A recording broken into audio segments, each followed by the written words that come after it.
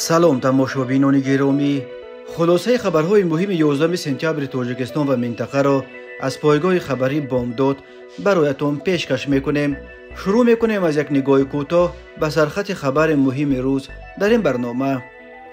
انصارالله در فیض آباد برای 60 مرگ طلب اردوگاه ساخته است. پاسپورت روسیه دردسر شد. بازداشت مهاجران صاحب شهروندی روسیه. 4 شاورماپز تاجیک به زهرآلود کردن 22 مشتری و مرگ یک دختر عیبدار می شوند. بازداشت 18 تاجیک نابالغ در جریان رید پلیس در بازار برخولکه. یک جوان در مشجع از غایه رشک همسر سابقش را 3 کارد زده است. و اکنون تفصیلات خبرها.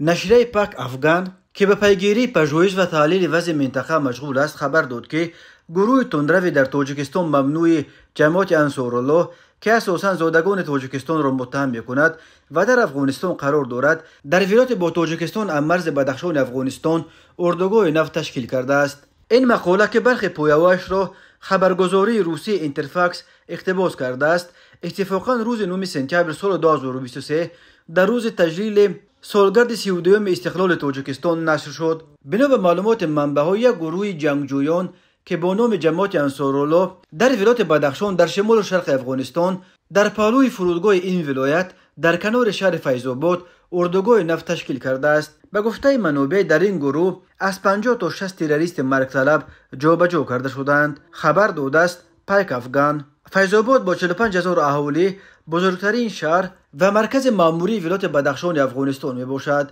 در مقاله همچنین تاکید شده است که کشورهای همسایه با افغانستان از حضور گروهی بزرگ جنگجویانی که در افغانستان پناهگاه یافتند و در آنجا فعالیت خود را برو انداختند، از قلمرو این کشور برای گسترش عملیات خود به دیگر کشورهای منطقه استفاده میبرند. اظهار نگرانی جدی میکنند. یادآور میشویم تازه چند روز قبل کمیته دولتی امنیت ملی تاجیکستان خبر داد که 3 جنگجوی انصارالله که گویا در پایان ماه آگوست مرز افغانستان با تاجیکستان را در موضع کیوران نویه درواز گذشته بودند، صبح 5 سپتامبر در جریان یک عملیات ویژه کشته شدند. جماعت انصارالله گروهی است که امردین تبارف، یک عضو سابق حزب فعلا در تاجیکستان ممنوع نهضت اسلامی تاجیکستان که شرایط سال 1997 بین مخالفین و حکومت تاجیکستان را نپذیرفت و دوباره به افغانستان فرار کرد و از حساب مخالفین از این صلح ناراضی تشکیل کرد. بنا به اطلاع دریافتی، حالا رهبر این گروه جنگجو را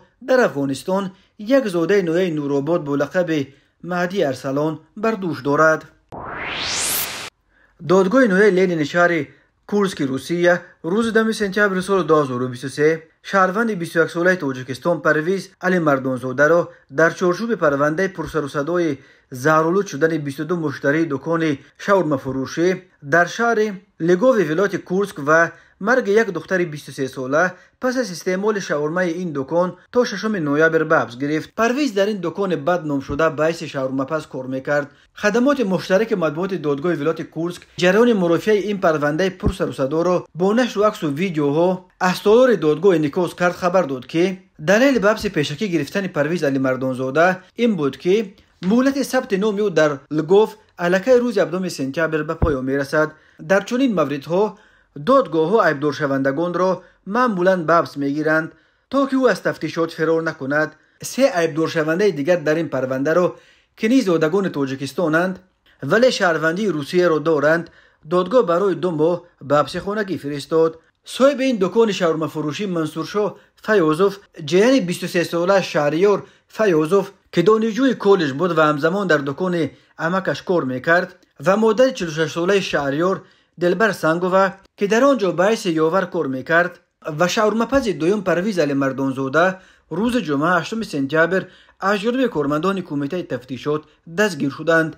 بنا به اطلاع وزارت تندرستی ولایت کورسک 22 نفر از جمله 8 کودک و نوزاد بعد استعمال شاورما در دکان فیاضوف با علامت‌های زهرآلود شوی به طبیبان مراجعت کردند و یکی از آنها دختر 23 ساله جان داده است. ریاست تفتیشات ولایت کورسک در رابطه با این حادثه بر اساس قسم 2 ماده 238 کودکس جنایتی روسیه با اتهام فروش محصولاتی که جوابگوی معیارهای بی‌خطری نیست و از بی‌احتیاطی سبب مرگ انسان شده است پرونده جنایتی گشوده است. فعالیت دکان بدنام شده بلافاصله بعد روی زدن این قضیه منع کرده شد. بازدارندگان تاجیکستان بر اساس قسم دوم ماده 238 همچون جزا و جریمه به مبلغ تا 5 میلیون روبل و یا تا 5 سال کارهای اصلاحی و یا تا 6 سال زندان با جریمه به مبلغ 5 میلیون روبل تهدید میکند.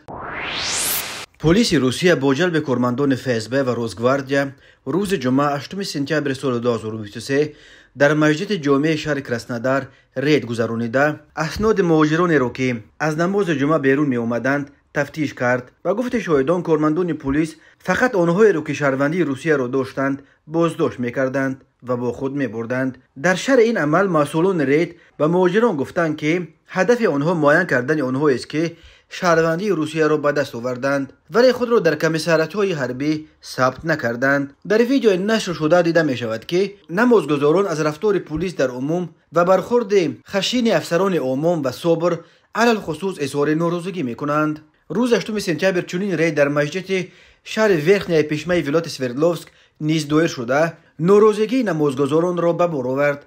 والری گالریخ سخنگوی پلیس این ولایت گفت هدف رید در کمیساریات‌های حربی ثبت نام کنانیدن مهاجران صاحب شهروندی روسیه بود و کارمندان پلیس روز 8 سپتامبر بعد نماز جمعه با دست 33 نفر دعوتنامه ها به کمیساریات‌های حربی را سپردند. قبلا چنین ریدها و بازداشت‌های مهاجران صاحب شهروندی روسیه در چندین شهر دیگر این کشور از جمله در سنت پترزبورگ و مسکو نیز مشاهده شده بود. کوشش‌های در کمیساریات‌های حربی مجبوراً ثبت نام کردن مهاجرانی که صاحب شهروندی روسیه شدند در حال صورت میگیرد که بنا به خبرهای دریافتی حکومت پرزیدنت کنونی روسیه ولادیمیر پوتین در جنگ ضد اوکراین با کمبود شدید نیرو مواجه شده در فکر اعلان معرکه نو موبیلیزاسیون است. معرکه یکم موبیلیزاسیون در تیر ماه سال 2022 دایر کرده شد و در جریان آن بنا به اطلاع وزارت مدافع روسیه بیش از 270,000 نفر به ارتش جلب شدند. 10,000 آنها را نیز مهاجرانی که صاحب شهروندی روسیه شده بودند تشکیل میدادند.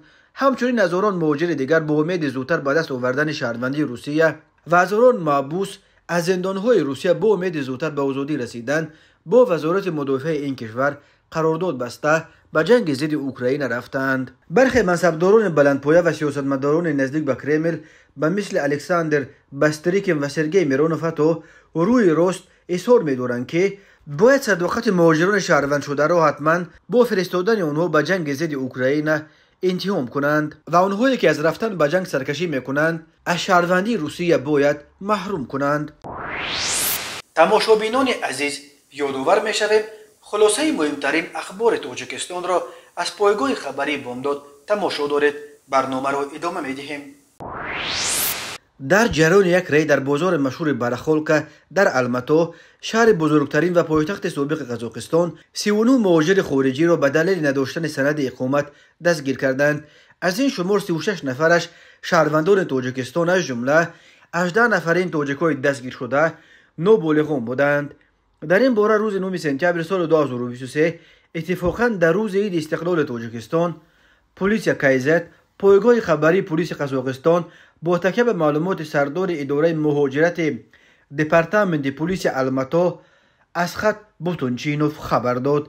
بنا به اطلاع رسمی در ادامه عملیات ویژه با نام اوچاستک که نه قریب یک ماه باز در الماتو ادامه دارد در بازار برخولکا و کوچه های اطراف آن رید گذرانیدند. اسخت بوتونچینوف در شرح نتیجه های رید گفت در نویه الاتاو 39 خارجی را که با خود سند نداشتند دستگیر کردند. 36 نفر آنها شهروندان تاجیکستان بوده، 18 نفرش هنوز به سن بلاغت یعنی به 18 نرسیدند. اینها نورسان سنشان 16-17 می باشند. نورسان را برای اندیشیدن چاره‌های مربوط به شعبه پلیس نابالغان سپاریدند. دیگر خارجیان دستگیر شده را به تحقیقات دپارتمنت پلیس بردند.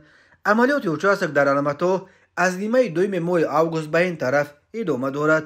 پلیس شهر الماتو قبلا خبر داد که 3 شهروند تاجیکستان و ازبکستان را با جرم ویران کردن قانون‌های مهاجرت از قلمرو قزاقستان اخراج کردند. قزاقستان کشور سرشار از معدن‌های طبیعی با شمول نفت و گاز و از نگاه صنعت نسبت به دیگر کشورهای آسیا میانه پیش رفته به شمار می رود.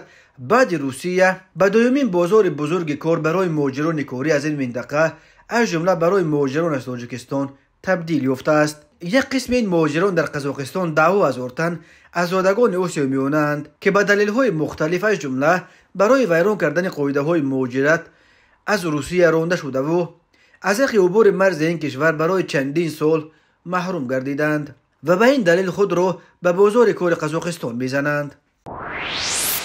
مرکز مطبوعات وزارت کارهای داخلی تاجیکستان درباره هلاکت 4 نفر در 2 صدمه شبانه در راههای جمهوری خبر داد. صدمه اعظم مدهش برخورد یک ماشین تویوتا با 8 عضو یک عائله به ماشین بارکش دولان در نیمه شب 8 سپتامبر در شهر وحدت بود که بر اثر آن راننده ماشین با 2 فرزندش، دختر 17 ساله و پسر 12 ساله این خاندان در جای حادثه به هلاکت رسیده.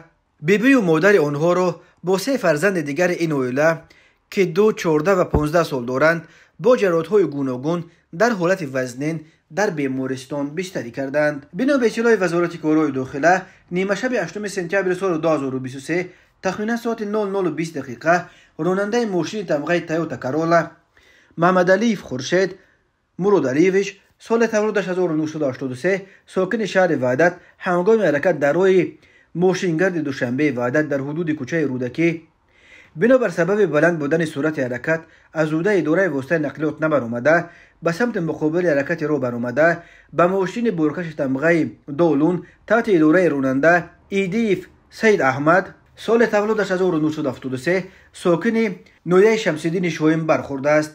در نتیجه راننده تویوتا کرولا محمد علیف و مسافرش محمد علی و صوفیا سال تولدش 2006، محمد علیف یوسف جان سال تولدش 2011 ساکنان شهر وحدت جراحت‌های وزنین جسمانی برداشته در جای حادثه به هلاکت رسیدند. مسافران دیگر این ماشین محمد علی و گل رکت سال تولدش 1952، ستور و نیگورا سال تولدش 1983، محمد علی و مدینه سال تولدش 2008، محمد علیف محمد علی سال تولدش 2009 و محمد علیف عبدالله سال تولدش 2021 ساکنان شهر وحدت جراحت‌های گوناگون جسمانی برداشته در بیمارخانه بستری گردیدند.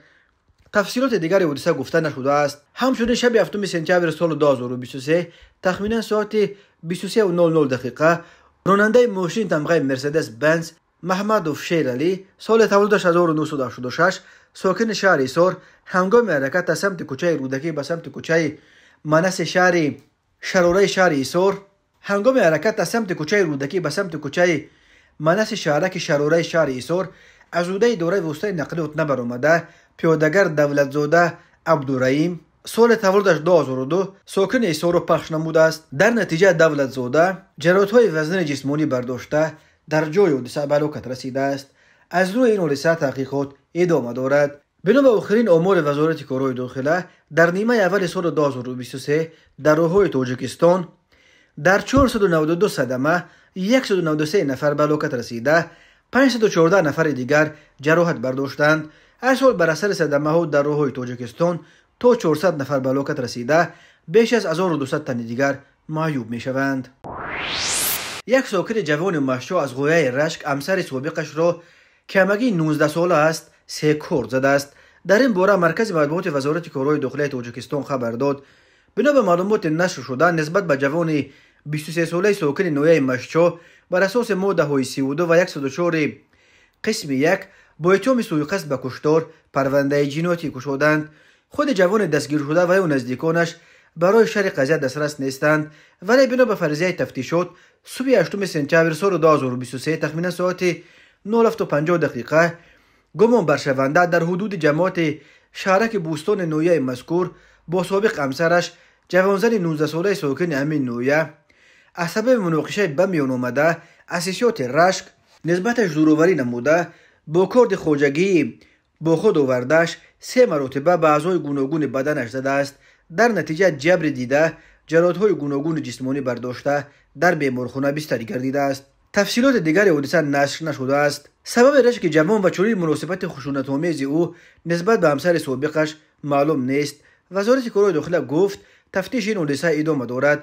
به جوان بدرشک از مشچو بر اساس قسم یکم ماده 104 همچون جزا از 8 تا 15 سال زندان تعدیل می‌کند. وقت‌های آخر از تاجیکستان درباره کشتار و قصد کشتار خویشاوندان نزدیک به خصوص کشته شدن همسران از دست شفرانشان خبرهای زیاد به دست می رسد. کشتار همسران و سوء قصد به جان آنها در اکثر موردها در زمینه رشک صورت می گیرد. اگنتی آب و هواشناسی تاجیکستان با نشر یک آگاهی ویژه ساکنان و مهمانان کشور را هشدار داد که روزهای 11 و 13 سپتامبر سال جاری با سبب شدت وزش شمال از سمت جنوب و غرب بعضی نویه‌ها با سرعت 18-23 متر ثانیه در بیشتر نویه‌های ولایت ختلان در شهر دوشنبه و نویه توبه جمهوری به عمل آمدن طوفان چنگ و غبار پیشگویی شده بلندشوی افلاشوی هوای اتمسفری اش چنگ پیش بینی کرده می شود. این طوفان چنگ و غبار در زبان مردم با نام‌های خاک بارش یا افغان باد معروف است. در عموم بنا به پیشبینی هواشناسان حرارت هوا در تاجیکستان در روزهای اول هفته جاری نیز از روزها و هفته‌های قبلی پستر می شود، ولی هوای تغییر یابنده و بی بارش پیش بینی می شود. از جمله هوا در غرب ولایت مختار کوهستان بدخشان شبانه 10-15 درجه گرم، در بعضی ناحیه‌ها تا 17-19 درجه گرم، روزانه 27-32 درجه گرم. در شرق ولایت شبانه تا -5 درجه خنک و روزانه 20 درجه گرم می شود. در ولایت سوق هوا در وادی‌ها شبانه 18-23 و روزانه 27-32 درجه گرم می شود. در ناحیه‌های کوهی شبانه 8-13 درجه و روزانه 27-22 درجه گرم می شود. در ولایت ختلان هوا در وادی‌ها شبانه 17-22 درجه گرم، روزانه 24-29 درجه گرم. در دامنکوه شبانه 15-20 درجه و روزانه 26-31 درجه گرم می شود. در ناحیه‌های توبه جمهوری هوا در وادی‌ها شبانه 16-21 درجه گرم، روزانه 28-33 درجه گرم. در ناحیه‌های کوهی شبانه 10-15 درجه گرم، روزانه 28-33 درجه گرم می شود. در شهر دوشنبه هوا شبانه 16-18 درجه و روزانه 29-33 درجه گرم می شود. تماشابینان عزیز و گرامی، این بود مرور به خلاصه چند خبر مهم امروز تاجیکستان. خبر و گزارش‌های بیشتر از تاجیکستان و درباره تاجیکستان و اطراف آن را در سامانه پایگاه خبری بامداد در این نشانه پیگیری نمایید: www.bomdad.com. خوش باشید.